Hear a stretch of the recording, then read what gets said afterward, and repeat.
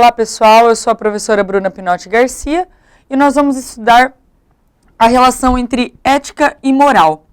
É uma matéria muito importante porque ela costuma ser apresentada a título introdutório ao estudo das normas específicas de ética no serviço público. Então, o que nós vamos tentar estudar agora? Não só aspectos históricos sobre a questão da ética e da moral, como também questões conceituais de características e diferenciações entre os elementos da ética. Começando por um conceito, é complicado estabelecer um conceito fechado de ética, ou mesmo de moralidade. Por quê?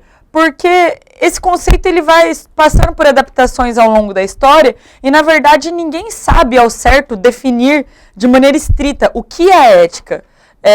Percebem? Porque envolve muitas subjetividades. E nós temos aqui, eu trouxe dois conceitos, são conceitos a título exemplificativo, né? Vários outros podem ser estabelecidos. Um deles coloca a ética como a ciência do comportamento adequado dos homens em sociedade, em consonância com a virtude. Então, por esse conceito, ética ela é uma ciência, ou seja, ela traz um conjunto de diretrizes, de regras, e elas são voltadas para quê? Para o comportamento adequado, para o comportamento correto dos homens que convivem em sociedade. E como que é esse comportamento adequado, esse comportamento correto? É o comportamento que está de acordo com o esperado da virtude. Qual o comportamento virtuoso esperado? Então, a ética estuda toda essa questão comportamental. Outro conceito que pode ser estabelecido de ética é como a doutrina do valor do bem e da conduta humana que tem por objetivo realizar este valor. Então, o que quer dizer este conceito? Quer dizer que a ética ela pode ser considerada uma doutrina e ela tem um objeto central, ela tem um valor central. Qual é o valor central? Qual é a finalidade central da ética? É proporcionar o bem, buscar o bem. E como que se busca isso? Por meio da conduta humana virtuosa, adequada. E essa conduta humana virtuosa, portanto, vai ter o quê por objetivo? Realizar o valor do bem. Então, seriam dois conceitos do que é ética, mas acredito que cada um de nós estabelece seu próprio conceito do que é ética, do que não é ética. Nesse ponto de estudo, eu só vou tentar esmiuçar questões um pouco mais técnicas destes conceitos, dessas etimologias, quando, na verdade, todo mundo tem alguma noção geral do que é ética, não é? E quais são as características da ética? Bom, duas características centrais são apresentadas com relação à ética: imutabilidade e universalidade. O que quer dizer imutabilidade? Quer dizer que a ética ela é atemporal. O que quer dizer atemporal? Quer dizer que os valores éticos não mudam. O que um dia foi considerado um valor ético vai continuar sendo um valor ético. O que muda, gente, é a interpretação do que é ou não o conteúdo desse valor. Então, vamos tentar dar um exemplo para vocês.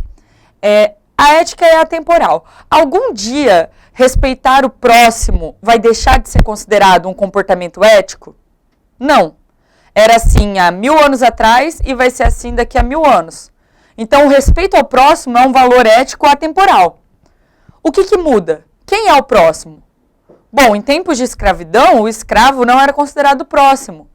Até a mulher adquirir independência, ela não era considerada próxima. Hoje, todas as pessoas são consideradas próximas. Então, o que muda é o conteúdo desse valor. Mas o valor em si, que compõe a ética, ele é imutável, ele é atemporal.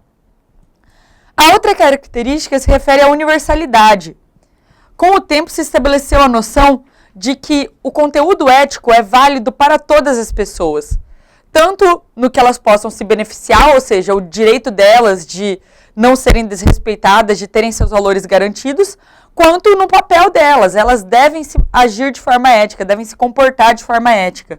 Então, a ética ela é válida para todos, independentemente da localidade na qual essa pessoa se encontra. Pessoal, então, como eu disse, nós vamos estudar a palavra ética num sentido um pouco mais técnico. Como que a gente vai fazer isso? Pelo estudo da etimologia dessa palavra. A palavra ética deriva do grego ethos. E essa palavra ethos, ela pode ser escrita de duas maneiras. Se ela for escrita com uma vogal curta, ela vai chamada epsilon, O significado vai ser de caráter, índole natural, temperamento, conjunto de disposições físicas e psíquicas de uma pessoa, ou seja, virtude. Então, ethos escrita com vogal curta tem o sentido de virtude. E ethos escrita com vogal longa, eta, tem o sentido de costume. Qual o sentido que é mais corrente? Qual o sentido que nós vamos utilizar nesse estudo? É esse sentido de epsilon.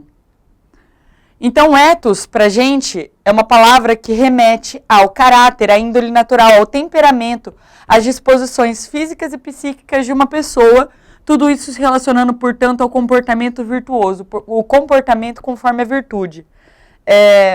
E, na verdade, esse é o sentido de ética que predomina até hoje, e por muito tempo foi o único sentido de ética. Então, originalmente, ethos, ética, só tinha o sentido de virtude. Hoje, o sentido é um pouco mais amplo. Então, vamos estudar um pouco a questão histórica. Quando a ética surgiu como um tópico de discussão, isso foi mais ou menos por volta da filosofia grega, nas suas origens, o único sentido que ela possuía era o de virtude. Ou seja, eu não tinha a justiça vista como algo relacionado ao direito. Eu apenas tinha ética é igual a virtude. Então, ética é igual a virtude. E isso era o que existia na filosofia grega, continua existindo na filosofia romana e na filosofia cristianista. Perfeito? Então, quando eu falava essa pessoa é justa, quando eu falava em justiça, eu não estava falando do direito, eu estava falando do comportamento que aquela pessoa tinha. Então, a pessoa é justa. Eu tinha um conceito de ética, portanto, unificado. Moral, justiça, tudo isso era virtude. Ética era igual a virtude. No entanto, chegou um momento no qual se bifurcou o conceito de ética, criando, portanto, elementos dentro da ética. Isso aconteceu principalmente no Renascimento. No Renascimento, quando Maquiavel começou a escrever as suas obras, ele trouxe a seguinte ideia. Ele falou: uma coisa é o comportamento da pessoa no espaço privado. Esse comportamento, ele se sujeita à moral. Outra coisa é o comportamento da pessoa no espaço público. Esse comportamento no espaço público se sujeita ao direito. Então, portanto, de um lado eu tenho moral e de outro lado eu tenho direito. Quando eu estou falando do espaço privado, eu teria a obrigação de respeitar diretrizes éticas. No entanto, quando eu falo em direito, a ética ela deixa de ser tão importante. Por quê? Porque para Maquiavel, o justo era o que o soberano impunha. Então, o que o rei dizia que era justo e ponto final.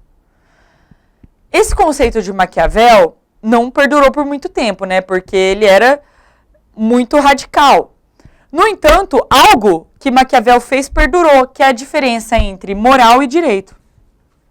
Então, uma coisa é a moral, outra coisa é o direito.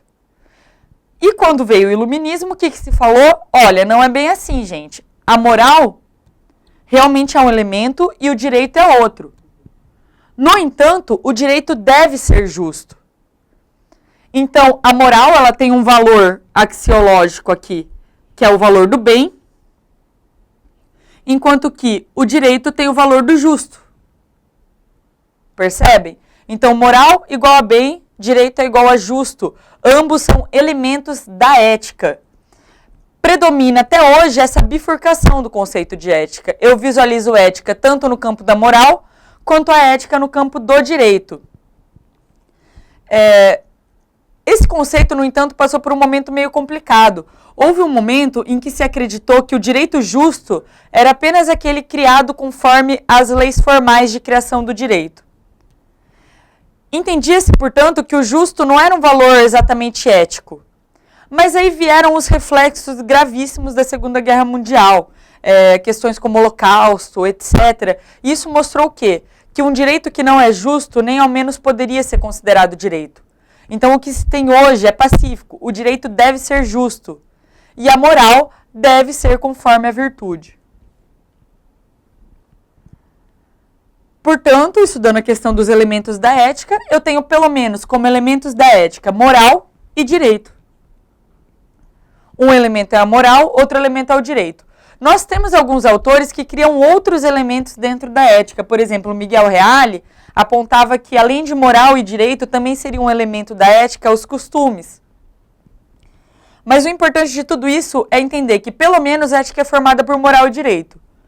Portanto, moral é uma coisa e ética é outra. Moral e ética não são sinônimos. Tanto que moral vem do grego mos, moros, ética, como nós vimos, vem do ethos. E o conceito de mos, moros, é muito mais restrito do que o conceito de ethos. Perfeito? Além de tudo, o principal seria que moral remete a uma noção de ação, de comportamento, enquanto que ética remete a um processo interno, um processo de reflexão. Então, enquanto moral volta-se mais ao que eu realmente faço, a ética ela se desenvolve num processo de reflexão. Então, se moral e direito são elementos da ética, posso dizer também que moral e direito são diferentes entre si? Sim. Moral é uma coisa, direito é outra. Perfeito? Mas qual é a diferença entre moral e direito? Bom, a primeira diferença é a da exterioridade. Enquanto que o direito ele se volta para comportamentos exteriores, a moral ela se volta para um comportamento interior, que se passa então no subjetivo do ser humano. Por sua vez, outra diferença é a exigibilidade. No caso do direito, eu posso exigir uma obrigação, uma contraprestação por algo que eu faça conforme o direito. Então, se eu paguei, eu tenho o direito de receber o produto. No entanto, na moral, agir conforme ela não significa que você vai ter uma contrapartida. Então, eu te tratei de uma maneira respeitosa. Você obrigatoriamente deve me tratar. E se essa pessoa não fizer? Eu posso exigir que ela faça? Não. Exceto se aquela atitude dela for uma violação ao direito. A terceira diferença, e eu diria que a principal, é a questão da coação. Enquanto que o direito ele se organiza no âmbito de sanções estatais, a moral se dá no âmbito das sanções não organizadas. Então, vamos imaginar que uma pessoa desrespeita uma regra moral, mas acaba não desrespeitando o direito. Ela pode ser punida? Sim, mas não juridicamente. Ela vai ser punida pela própria sociedade, por sanções como exclusão do grupo, por exemplo. Então, olha, a gente deu um espaço para você participar desse grupo na sociedade, você desrespeitou o comportamento que a gente esperava de você, por isso você vai ser banido. Isso não é falado nem de maneira expressa, mas é simples rejeição. Então, a moral, ela tem sanções, mas são sanções não organizadas. Agora, o direito, ele tem as sanções estatais. Então, a partir do momento que o direito diz que algo deve ser feito, automaticamente surge a obrigação de que algo de fato seja feito. Se a pessoa não fizer, o Estado vai interferir para obrigá-la a fazer. Faladas essas três diferenças, eu quero dizer que, no fundo, moral e direito não se distinguem tanto assim. Por quê? Porque muitos valores morais são também valores jurídicos. Então, moral e direito não se diferenciam quanto ao conteúdo, se diferenciam principalmente quanto a esses três elementos, exterioridade, exigibilidade e coação. O conteúdo entre normas morais e normas jurídicas muitas vezes coincide. Bom, eu encerro então aqui essa introdução à questão da ética e da moral, a título de introdução ao estudo da ética no serviço público.